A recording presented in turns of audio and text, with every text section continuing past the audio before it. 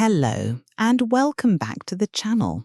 I'm absolutely delighted you've joined me today because we're diving into something that could genuinely transform your relationship with the English language. Today's topic is how to build your English brain, and I promise you, by the end of this episode, you'll have a completely fresh perspective on language learning. Now, when I say English brain, what exactly do I mean? Well, it's not about replacing your native language or somehow rewiring your actual brain structure. Rather, it's about developing a mental framework that allows you to think, process, and respond in English naturally, without that exhausting mental translation that happens when you're constantly converting from your mother tongue. Think about it this way. When you speak your native language, you don't translate thoughts into words. The ideas simply flow. Building an English brain means creating pathways in your mind where English thoughts can flow just as naturally. It's about developing what linguists call automaticity, the ability to use language without conscious effort. Let's start with the foundation, shall we?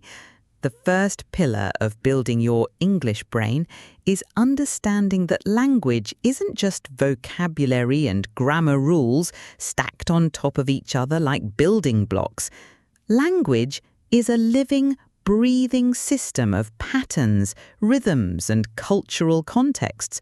Your English brain needs to absorb these patterns naturally, much like how children acquire their first language.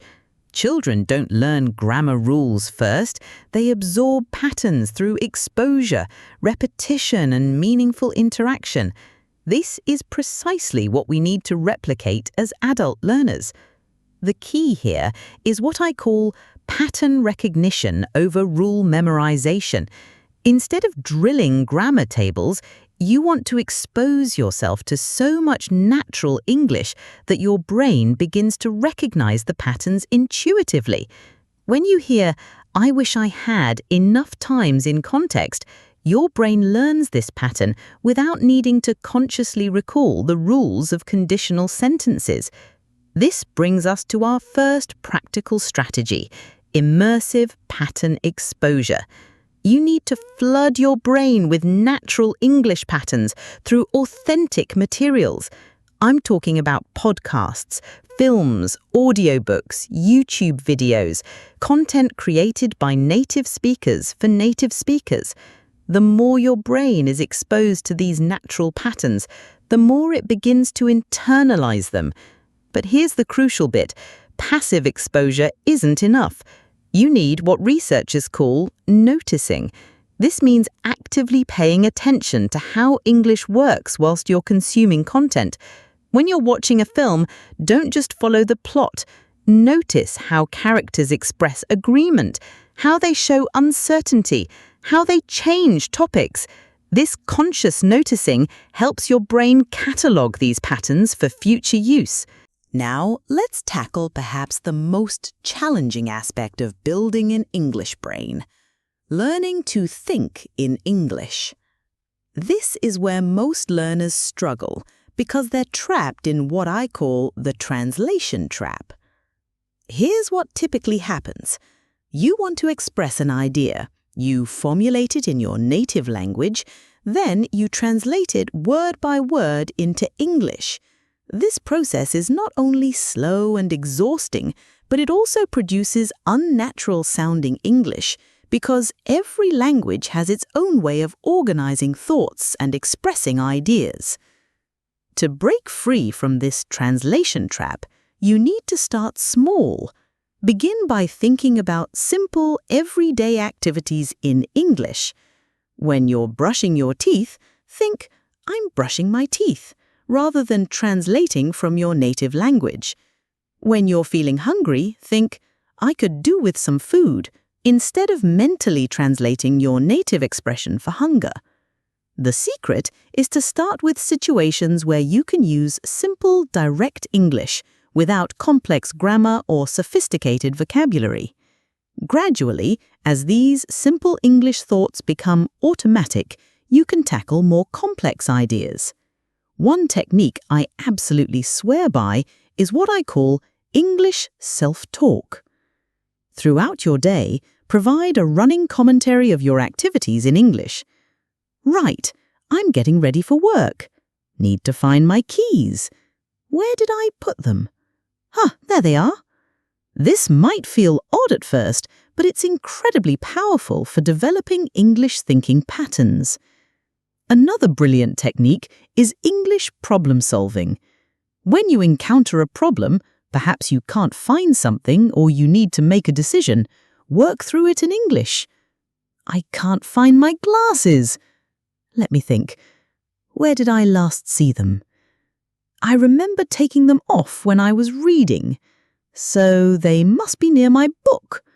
This process helps you use English for actual thinking, not just communication. Here's something most language courses won't tell you. Building an English brain isn't just a cognitive process, it's an emotional one too. You need to develop an emotional connection with English, and this happens through what psychologists call meaningful engagement. When you only encounter English in textbooks or formal learning situations, your brain categorizes it as academic knowledge, something you access consciously when needed. But when you laugh at English jokes, feel moved by English poetry, or get excited about English podcasts, your brain begins to treat English as a natural part of your emotional landscape. This is why entertainment is so crucial for building your English brain. When you're genuinely enjoying English content, whether it's a gripping series, a fascinating documentary, or a hilarious comedy show, your brain is relaxed and receptive. You're not in learning mode, you're in living mode. And it's in this state that deep language acquisition happens. But the emotional connection goes deeper than entertainment. You need to use English to express your real thoughts and feelings. Start keeping a journal in English, not exercises from a textbook, but your actual thoughts about your day, your dreams, your concerns. When you use English to express genuine emotions, you're creating neural pathways that connect the language to your authentic self. Building an English brain also means understanding that language and culture are inseparable. English isn't just the collection of words and rules. It's a reflection of how English-speaking cultures view the world, organize thoughts, and express relationships. For instance, English speakers often use indirect language to be polite. Instead of saying, "That's wrong," they might say, "I'm not sure that's quite right," or "That's an interesting perspective, but have you considered..."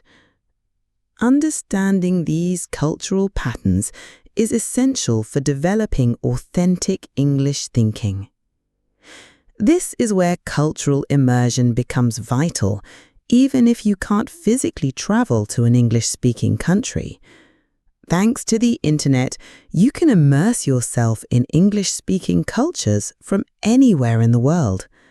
Follow English social media accounts, read English newspapers, listen to English radio stations. Join English-speaking online communities. The goal isn't to abandon your own culture, but to become bicultural, comfortable navigating both your native cultural patterns and English-speaking cultural patterns. This cultural flexibility is a key component of what makes an English brain truly functional. Let's get practical now. How do you actually build these neural pathways? Here are my top strategies that I've seen work time and time again. First, embrace chunking.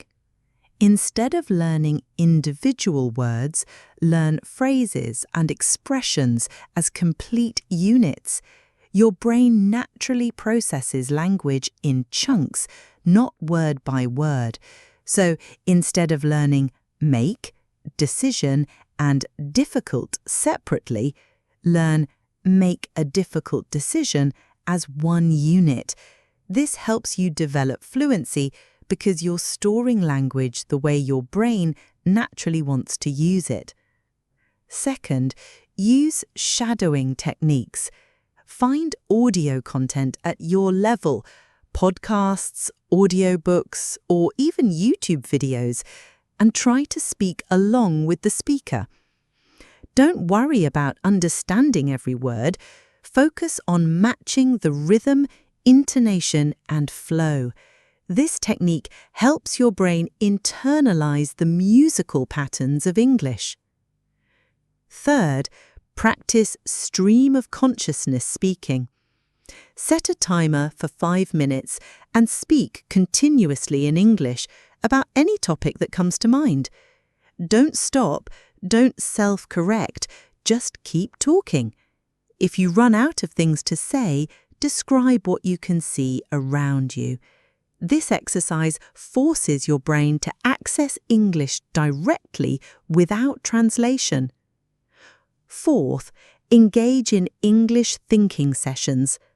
Several times a day, spend 5 minutes thinking through a problem or planning your day entirely in English.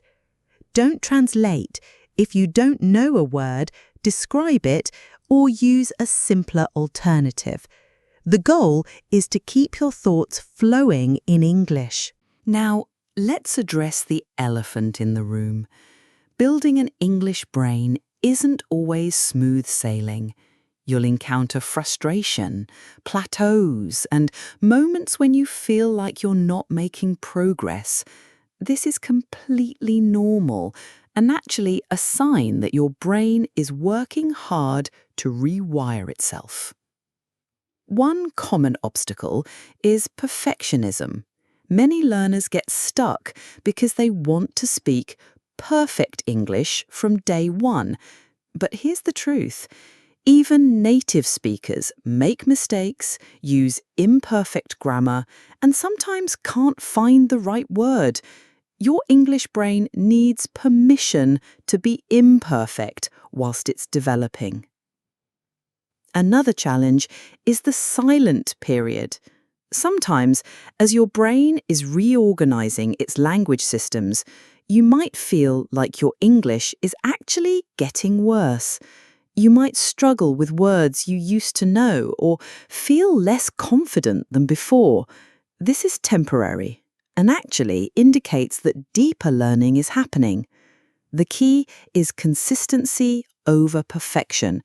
It's better to engage with English for 15 minutes every day than to have intensive 3-hour sessions once a week. Your brain needs regular, consistent exposure to build and strengthen neural pathways. How do you know if your English brain is developing? The signs are often subtle but significant.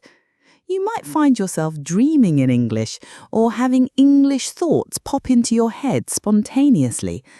You might catch yourself understanding a joke without having to think about it, or feeling frustrated when you can't express something in English rather than automatically switching to your native language.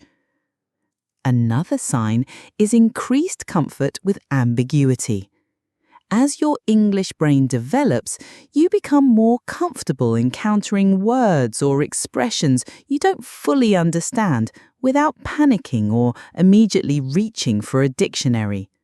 You learn to understand from context and keep the conversation flowing.